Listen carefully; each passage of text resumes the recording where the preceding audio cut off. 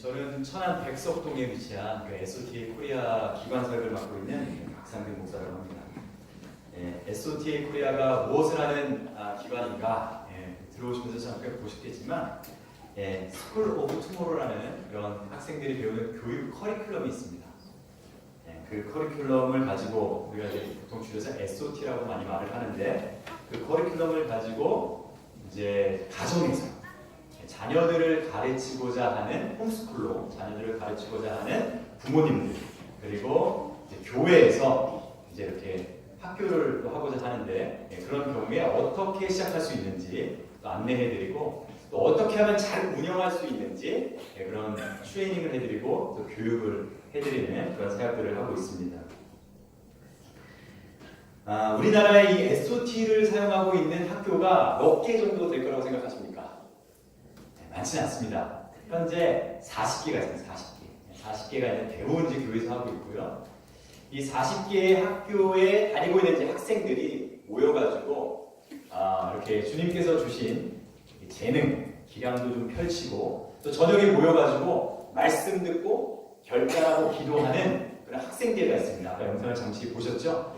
그 학생대회를 작년에 이제 처음 시작했습니다. 1회를 시작했고 올해 2회를 이제 진행하려고 하는데 너무나 감사하게도 아까 보셨지만 익숙한 장소가 나오시죠? 어디서 했죠? 그렇습니다. 바로 이거 하늘샘 교회에서 했습니다. 우리 담임 목사님께서 감사하게도 이렇게 또 자리를 사용할 수 있도록 또 이렇게 허락해 주시고 주님의 도우심 가운데 전국에서 111명의 아이들이 모여가지고 2박 3일 동안 그 은혜 가운데 학생들을 아주 잘 마쳤습니다. 그래서 저도 그 진행되는 동안 이거 하늘샘 교회에서 먹고 자고 했습니다. 그래서 하늘샘 교회가 저희는 너무나 정들어 있어요. 정이 깃든 그런 교회입니다. 너무나 감사하고 또 이렇게 초대해 주시고 말씀을 증거할 수 있는 기회를 주셔서 감사합니다. 우리 함께 말씀 읽고 말씀을 나누도록 하겠습니다. 우리 시편 78편 1절부터 8절까지입니다. 구약성경 시편 78편 1절에서 8절입니다.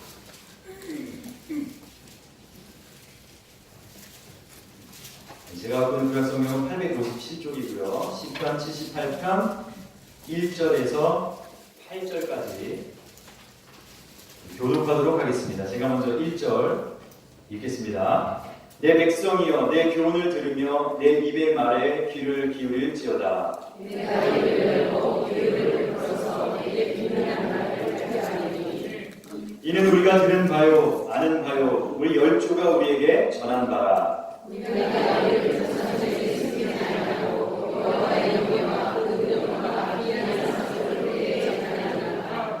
여호와께서 증거를 야곱에게 세우시며 법도를 이스라엘에게 정하시고 우리 열조에게 명하사 저희 자손에게 알게 하라 하셨으니 이는 저희로 곧 세상한 자들에게 알아야 하고 그들은 일어나 자손에게 이르러 저희로 그 소망을 하나님께 두며 하나님의 행사를 잊지 아니하고 오직 그 계명을 지켜서 함께 읽습니다. 그 열조 곧 완고하고 태역하여 그 마음이 정직하지 못하며 그 신령 하나님께 충성치 아니한 세대와 같이 함께하여 하시리로다. 아멘. 아멘. 오늘날 많은 교회와 또 그리고 기독교 관련 기관들이 이 다음 세대 교육에 엄청난 관심을 두고 있습니다. 사실 이 관심은 요즘 들어서 갑자기 막 생긴 것이 아니라 예전부터 지속되어 왔는데 특별히 요즘 그 관심이 더욱더 커지고 있습니다. 왜 그럴까요? 우리가 신문에서 보듯이 인구 절벽, 저출산으로 인해서 인구가 점점 줄어들고 있습니다. 어린아이들이 점점 줄어들고 있는 것이죠. 그런데 안타깝게도 어린아이가 줄어들고 있는데 이 어린아이마저 교회에 잘 나오려고 하지 않습니다.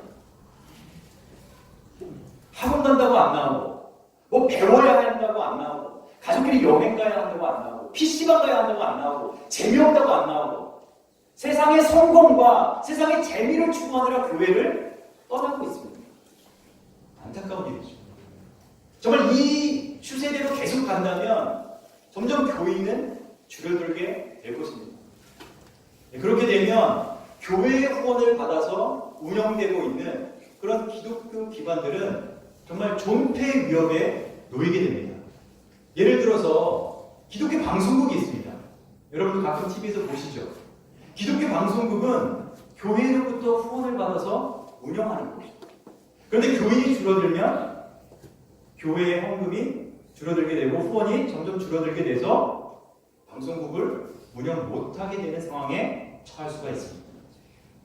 그래서 부랴부랴 방송국에서도 다음 세대를 위하여 어떻게 해야 되는가 접근하고 있습니다. 그런데 다음 세대 교육이라는 것은 그냥 막 부랴부랴 급하니까 막 다급한 가운데 어떻게 해결하려고 접근해서는 안 됩니다. 어떻게 접근해야 되나요? 우리가 읽었듯이 말씀에 기반해서 접근해야죠. 성경은 뭐라고 말씀하고 있나요? 성경은 다음 세대 교육에 대해서 뭐라고 말씀하고 있습니까? 오늘 읽은 본문 3절에 보면 우리의 열조들이, 우리의 조상들이 우리에게 뭔가를 전했다 이렇게 나옵니다. 뭘 전했나요?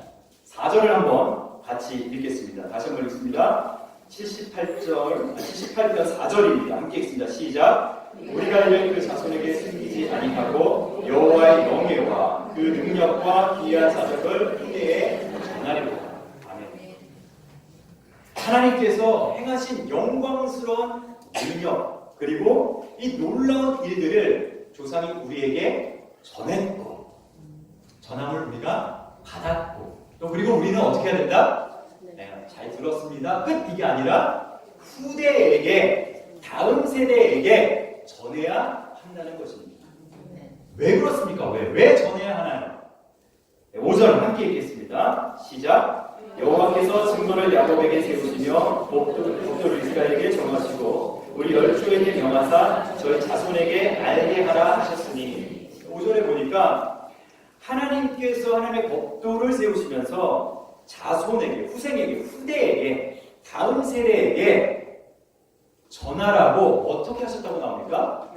명하사, 명령하사라고 성경은 기록하고 있습니다.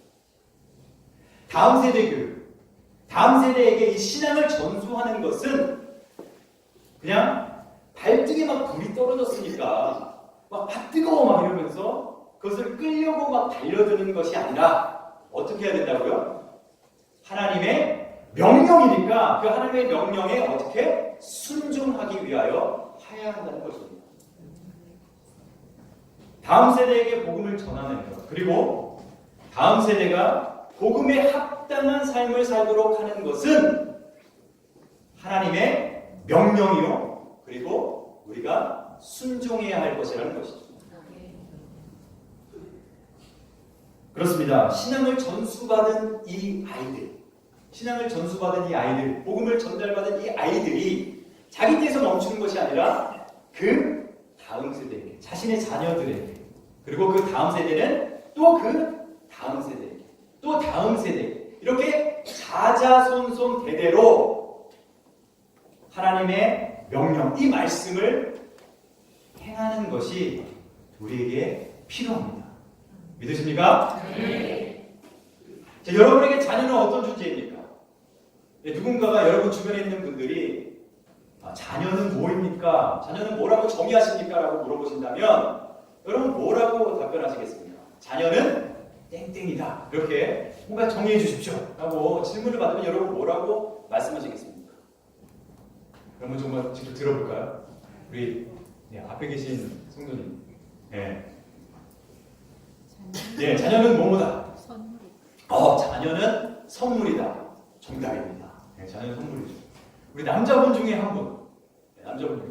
우리 앞에 선생님 들으셨는데, 자녀는 뭐뭐다? 뭐라고 말씀하시겠습니까?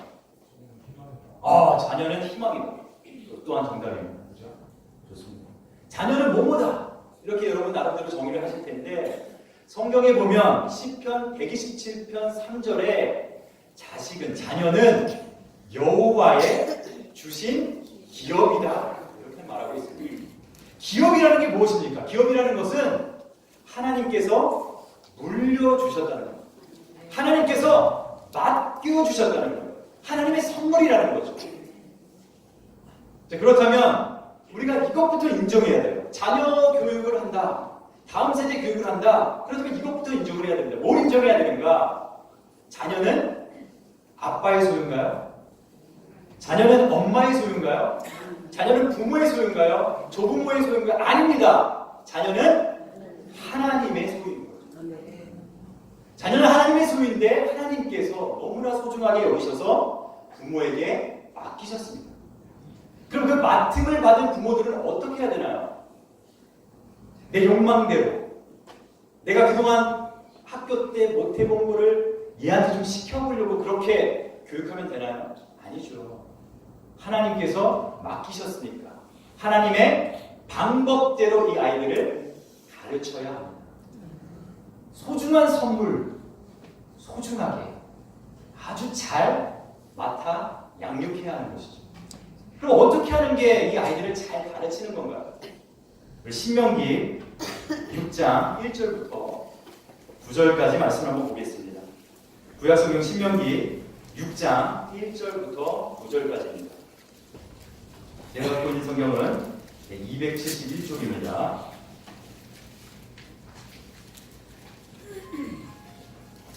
교독하겠습니다. 제가 신명기 6장 1절 먼저 읽겠습니다.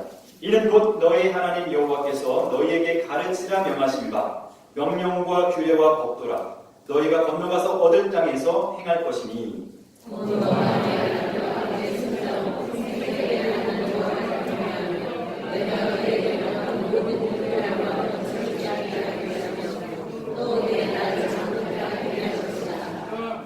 이스라엘아 듣고 삼가 그것을 행하라. 그리하면 내가 복을 얻고 내 열조의 하나님 여호와께서 내게 허락하신 것과 같이 젖과 꿀이 흐르는 땅에서 너희 수요가 심히 번성하리라.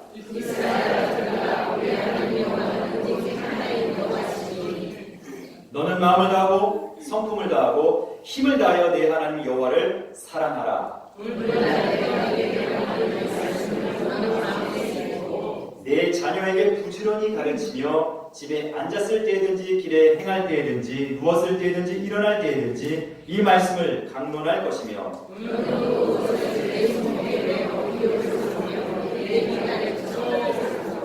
구절 함께 읽습니다. 또 내 집 문설주와 악가문에 기록할지니라. 아멘.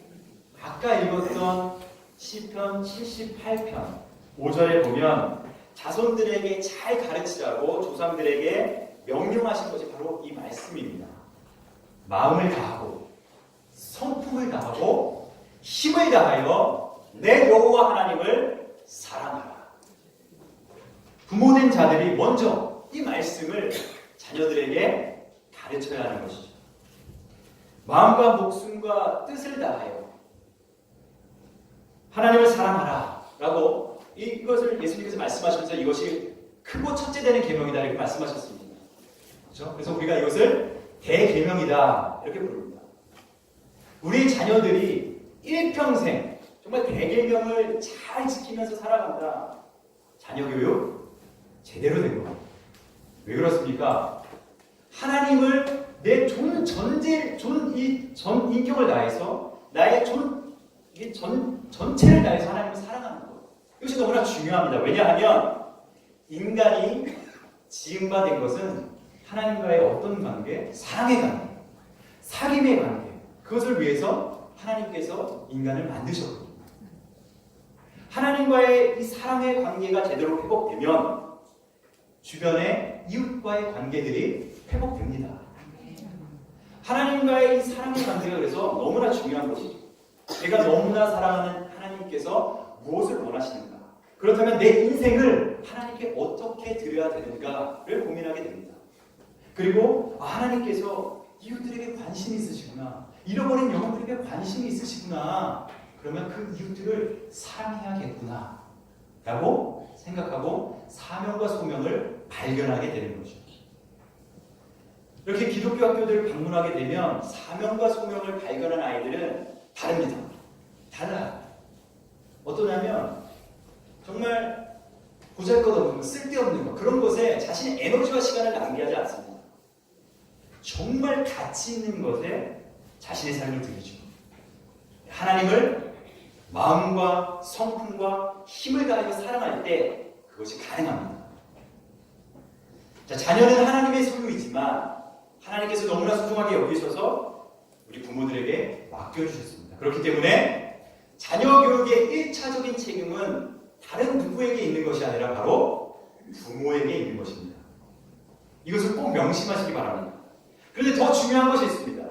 오늘 6절 말씀입니다. 신명기 6장 6절 함께 읽겠습니다. 시작. 오늘날 내가 내게 명하는 이 말씀을 너는 마음에 새기고. 그렇습니다. 부모가 먼저 마음에 이 말씀을 새겨야 됩니다. 무슨 말씀이냐면 마음을 다하고 성품을 다하고 힘을 다하여 하나님을 사랑하라. 이 말씀이 마음에 새겨져야 되는 것이죠. 말씀이 마음에 새겨졌다는 것은 행실로 드러난다는 겁니다. 행실이라는 것, 행동이라는 것은 마음에 있는 것이 나오는 거거든요. 부모로서 자녀에게 하나님 사랑해라. 하나님 사랑해야지. 야, 그래서 내게서 하나님 사랑해라. 라고 말로는 하는데 부모의 삶에 하나님을 사랑하는 행실이 드러나지 않는다면 그 자녀들은 무엇을 배우게 됩니까?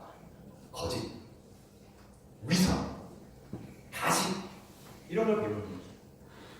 신앙과 삶이 일치되지 않고 분리된다면 아이들은 배웁니다. 가르치지 않아도 보는 거예요. 배워요. 뭐라고 배웁니까? 아, 그렇구나. 신앙이라는 거 그건 교회만 필요한 거구나. 교회에서만 잘 믿는 척하면 되는구나. 집에 오면 무장해제했듯이 그냥 벗어버리고 내 마음대로 내가 하고 싶은 거 하면 되는구나 라고 아이들은 배우는 거죠. 끔찍한 일입니다. 그렇다면 이렇게 말씀드리면 어떤 부모님들은 말씀합니다. 아, 그러면 내가 정말 하나님을 사랑할 때까지 아이들에게 그러면 이거 말하면 안 되겠네, 가르치면 안 되겠네 이렇게 생각하시는 분들 계십니다. 아닙니다. 그럼에도 불구하고 가르치셔야 돼요. 가르치셔야 돼요. 어떻게 하십니까? 부모로서의 내가 정말 마음을 다하고 성품을 다하고 힘을 다하여 하나님을 사랑하지 못하는 그럴 때도 솔직하게 그런 것들을 자녀들과 나누시기 바랍니다. 얘야, 아빠가 부족하구나. 얘야, 엄마가 아직 연약하다. 그래서 우리에게 주님이 필요한 거야. 우리의 연약함과 우리의 부족함을 그리스도의 십자가 옆에 내려놓자. 주님께서 도와주실 거야. 성령님께서 우리를 긍휼히 여기셔서 도와주실 거야. 이렇게 나눈다면 아이들이 배웁니다. 아, 그렇구나. 뭔가 완전하진 않지만 신앙이라는 것은 겸손하게 빚어져 가는 거구나. 하나님께서 빚으시는구나. 아이들이 배워나가는 거죠. 하나님께서 맡겨주신 이 소중한 선물, 자녀들을 우리를 가르쳐야 됩니다. 뭘 가르쳐야 된다고요? 마음을 다하고 성품을 다하고 힘을 다하여 하나님을 사랑하라는 그 말씀을 가르쳐야 됩니다. 그리고 부모로서 먼저 우리 마음에 그 말씀을 새겨야 됩니다. 부모된 우리 모두가 그렇게 살아가게 되기를 예수님의 이름으로 축원합니다. 다음 세대 교육의 첫 번째 축은 바로 가정입니다. 가정. 다음 세대 교육의 두 번째 축은 바로 교회입니다. 그리고 교회는 영적인 가정이죠. 확장된 과정입니다. 그죠? 주님 안에서 하나님을 아버지로 모신 형제 자매들 아닙니다. 우리 자녀들이 하나님을 정말 사랑하는 사람으로 자라갈 수 있도록 교회에서도 아주 수고하고 가르치는데 정말 하루하루 보내고 있습니다. 그런데 우리 아이들이 보통 교회에서 예배하고 또 이렇게 주일학교를 보내는 시간을 보면 대략 보통 1시간 반 정도 됩니다. 길게 잡아서 한 2시간이라고 봤을 때 일주일이 몇 시간인가요? 총 일주일은 7일이니까 하루에 24시간을 곱하면 168시간입니다. 168시간.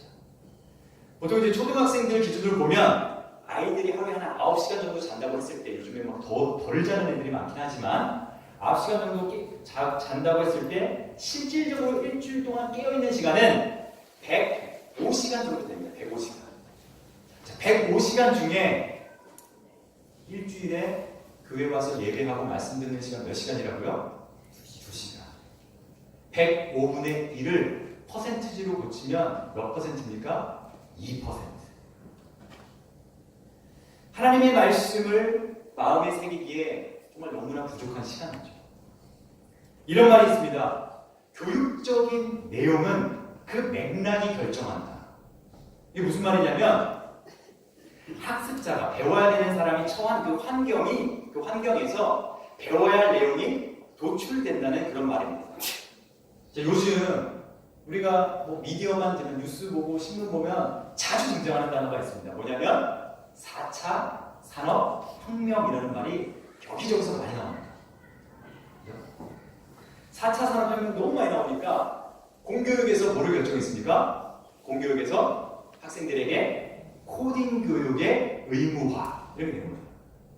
어떤 맥락이 있습니다. 그죠? 4차 산업혁명 맥락이 있으니까 거기서 배울 내용들이 학생들에게 도출되는 거예요.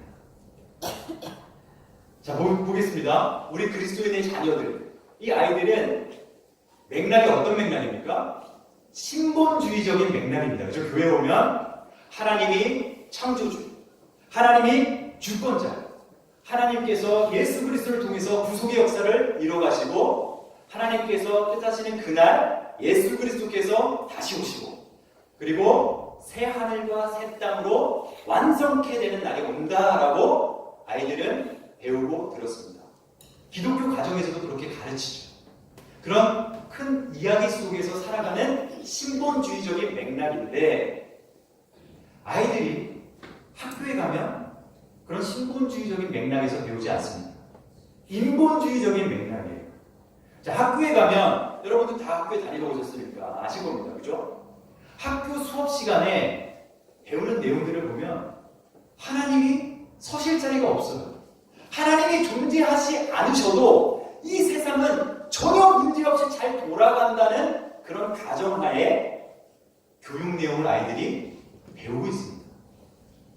심지어 성경과 반대되는 그런 내용들, 진화론, 동성애 옹호 이런 것들을 여과없이 그냥 배우고 있죠. 자, 학교에서 아이들이 몇 시간 정도 배우나요? 하루에 5시간에서 6시간 정도 학습을 합니다. 자, 그렇다면 일주일에 몇 시간이죠? 5시간 잡았을 때 25시간. 아까 일주일에 아이들이 깨어있는 시간 몇 시간이요? 105시간. 105분에 25. 퍼센티지로 바꾸면 몇 퍼센트일까요? 24% 정도 나옵니다. 일주일 깨어있는 동안 교회에서 하나님의 말씀을 배우는 시간 몇 퍼센트? 2%. 아이들이 처해 있는 이런 맥락, 신본주의적인 맥락과 전혀 반대되는 그것을 무시하는 때로는 아주 무신론적인 인본주의적인 그런 교육을 받는 시간 몇 퍼센트? 24%. 말이 안 나죠. 비교해 보겠습니다. 이렇습니다. 절대적으로 시간이 부족합니다. 비교해 보면 절대적인 시간이 부족합니다. 그리고 아이들이 처해 있는 맥락과는 전혀 다른 교육 내용을 받고 있습니다. 그래서 무엇이 필요합니까? 바로 기독교 학교가 필요한 것입니다. 우리 하늘생교회에서 기독교 학교 작년부터 2017년부터 하이학교를 시작했습니다. 다음 세대 교육의 세 번째 축은 바로 기독교 학교입니다. 가정, 교회, 그리고 학교. 어떤 분들은 말씀하십니다. 아, 무슨 교회에서 학교를 하냐. 아유, 일반 학교 뭐 지금 뭐 사람이 없어가지고 문 닫으려가지고 보내야지 무슨 교회에서 학교를 하냐 이렇게 말씀하시는 분도 계십니다. 그런데 우리가 말씀에서 보았지만 우리 자녀들에게 마음과 성품과 힘을 다해 하나님을 사랑하도록 가르치는 것은 뭡니까? 하나님의 명령에 순종이라는 것이죠. 이렇게 배우게 될 때 아이들은 통합적인 기독교적인 세계관으로 세상을 바라봅니다. 그리고 하나님 나라 백성으로 살아갈 수 있게 되는 것이죠. 이렇게 되지 않으면 다음 세대 교육이 정말 녹록지 않습니다. 아까도 말씀드렸지만 2%, 일주일에 비하면 정말 작은 시간인데도 불구하고 교회에 와가지고 예배하는 동안 어떻습니까? 물론 하늘생교회는 우리 또 전 세대 이렇게 통합 예배를 세대 통합 예배를 드리시는 걸로 알고 있는데 예, 보통 교회 가면 그래요. 따로 애들끼리만 모아 예배하지 않아요. 그죠? 2% 짧은 시간인데도 언제 예배 끝나나? 몸을 막 비비고 막 기도하는 줄 알고 있으면 막 휴대폰 하고 있고, 예, 선생님 막 분반 공부하고 있으면 듣는 듯 마는 듯 하고, 시계 선생님 말씀하고 있는데 막 시계 쳐다보고 애들은 떠들고. 기독교 학교로 교회에서 이렇게 아이들을 지속적으로 양육할 경우에 아이들에게 예배는 삶이 됩니다. 기도가 생활이 됩니다. 과학을 통해서 하나님이 창조주구나 라는 것들을 배우게 되고, 사회를 통해서, 역사를 통해서 하나님께서 어떻게 이 세상을 주관하고 계시는가를 배우게 됩니다. 수학을 통해서 하나님의 질서를 배우게 되고요. 언어 과목을 통해서 하나님께서 무엇을 사람들과 의사소통하기를 원하시는가, 어떻게 의사소통하기를 원하시는가를 배우게 됩니다. 기독교적인 세계관을 배우게 되는 것이죠. 그리고 또한 성품을 배우게 됩니다. 이 SOT 프로그램은 아까도 보셨지만 아이들이 자기가 푼 거를 가지고 직접 채점을 합니다. 처음에 훈련이 잘 안 돼 있을 때는 자기가 스스로 채점을 하니까 틀렸는데도 그냥 맞았다고 넘어가는 경우도 있고, 슬쩍슬쩍 다음 답을 보는 경우도 발생할 수 있습니다. 근데 이게 잘 훈련되면 아이들이 어떻게 하냐면 선생님이 보시고 계시지 않을 때 정직하게 채점을 하는 거죠. 왜요? 하나님이 보고 계시니까. 성품이라는 게 무엇입니까? 아무도 보는 사람 없을 때 내가 어떻게 하는가가 진정한 성품이죠. 아무도 보는 사람이 없지만 내가 하나님 앞에 정직하게, 성실하게, 그리고 내가 맡은 책임들을 완수해 나가는 아이들로 키워줍니다. 자라나갑니다. 개인의 성품의 아주 기본이죠. 또한 SOT 프로그램을 공부하는 학생들은 아까도 보셨지만 러닝센터라는 곳에서 학습을 합니다. 그리고 아까 화면에 나왔는데 아이들이 깃발을 보잖아요. 그러면 그 깃발을 선생님이 가가지고 이렇게 말을 하면 허락을 받고 이동을 하거나 다음 과정으로 나갑니다. 귀찮게 왜 이런 걸 할까요? 왜냐하면 권위에 대한 복종을 배우는 겁니다. 교회도 그렇지 않습니까? 교회에서도 직분이 있고 하나님이 세우신 질서, 그런 권위들이 있습니다. 누가 뛰어나고 열등하고 우월해서 그런 것이 아니라 하나님께서 세운 질서에 우리가 복종하는 거죠. 교회에서 아이들이, 학교에서 아이들이 이것들을 자연스럽게 배워나갑니다. 가끔 이렇게 말씀하시는 분들이 계십니다. 아니 뭐 이렇게 조금 있는 이런 아이들 속에서 뭐 사회성이 길러지겠나, 이렇게 말씀하시는 분들이 계십니다. 그런데 유독 학교들만 그렇습니다. 보세요. 유치원부터 그리고 고등학교 3학년까지 계속 우리는 어떤 생활을 하나요? 동급생끼리, 같은 연도에 태어난 아이들끼리 계속 같은 반을 유지해 나갑니다. 그렇기 때문에 한번 뭐 이런 기회가 있어가지고, 예를 들어서 내가 12살인데 뭐 10살 되는 아이하고 좀 이렇게 어울리려고 하면은 12살 된 아이들은 유치원, 10살 되는 어려 이렇게 생각하고, 또 12살 된 아이가 좀 형 누나들이랑 같이 좀 이렇게 만날 기회가 있으면 좀 어색해합니다. 그죠? 근데 사회는 어떻습니까? 사회는 그래, 자 1975년생, 자 75년생끼리 같이 한 팀을 이루시오, 이렇게 합니까? 아니죠. 나보다 나이가 적은 사람이 내가 일하고 있는 팀의 팀장이 될 수 있습니다.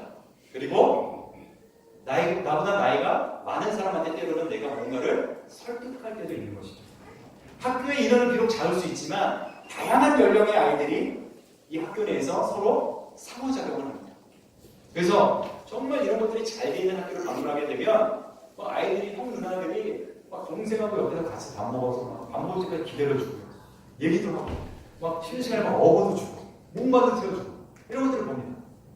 우리 아까 여기 앉아있던 평강이, 또 우리 은총, 이런 아이들이, 경원이, 이런 아이들이, 동생들이 들어오면 아마 다 그렇게 할 아이들입니다. 오늘 본문 시편 78편 7절 보면 이렇게 기록하고 있습니다. 제가 읽겠습니다. 저희로 그 소망을 하나님께 두며 하나님의 행사를 잊지 아니하고 오직 그 계명을 지켜서, 이전 세대와 같이 그렇게 폐역하지 않고 다음 세대로 키워나가겠다, 이런 말씀이 기록되어 있습니다. 저희로서 그 소망을 하나님께 둔다. 소망을 하나님께 둔다는 것은 미래적인 측면이죠. 그리고 하나님께서 하신 것들을 기억한다는 것은 과거적인 측면입니다. 그리고 하나님의 계명을 지킨다는 것은 현재적인 측면이죠. 하나님의 백성으로서 온전히 하나님만 집중하며 살아가는 하나님의 백성의 모습이 나와져 있습니다. 다음 세대 교육, 다음 세대를 가르치라. 이것은 하나님의 명령입니다. 이 하나님의 명령에 순종해 나가기 위해서 세 가지 줄이 필요합니다. 뭐였죠? 가정, 교회, 그리고 학교. 하나님께서 세우신 교회, 하늘샘 교회. 그리고 하늘샘 교회에서 시작하게 된 하이라. 그리고 여러분의 가정. 이렇게 교회와 학교와 가정이 함께 하나님의 명령을 이뤄나가기 위해서 동역하는 그런 아름다운 일들이 있었으면 좋겠습니다. 여러분 하이라교를 위해서 많이 기도해 주시고 또 후원도 해주시고 그리고 또 많은 재능 기부도 부탁드리겠습니다. 이렇게 가정교회 학교를 통해서 정말 마음을 다하고 성품을 다하고 힘을 다해 여호와 하나님을 사랑하는 다음 세대들이 지속적으로 자자손손 길러지기를 예수님의 이름으로 축원합니다. 이 시간에 함께 기도하도록 하겠습니다. 우리 아까 전상통에서 기도 제목을 들었습니다. 이 귀한 일을 통해서 우리 김영규 전사님과 장정만 선생님이 또 헌신하고 계신데 특별히 이 시간에 좀 같이 기도했으면 좋겠습니다. 아까 기도 제목에서 들으셨겠지만 이 어둠 가운데 정말 빛을 비춰주는 그런 남은 자로서의 아들이 자라나갈 수 있도록 기도해 주시기 바랍니다. 정말 살아있는 간증자를 세우는 학교가 될 수 있도록 기도해 주시고 또 여러 모임들과 사람들과 귀한 동역들이 일어날 수 있도록 기도해 주십시오. 또 교회 또 학교에 많은 필요들이 있을 텐데 주님 채워주시고 또 함께 동역하시는 사람들을 보내주시옵소서. 어제는 또 꼬마 학교 잘 시작될 수 있도록 도와주셔서 학교가 잘 연결될 수 있도록 함께하여 주셔서 이 시간에 함께 기도하도록 하겠습니다. 기도하겠습니다. 아버지 하나님 감사합니다. 아버지 하나님 주님께서 귀한 일을 시작하셨습니다.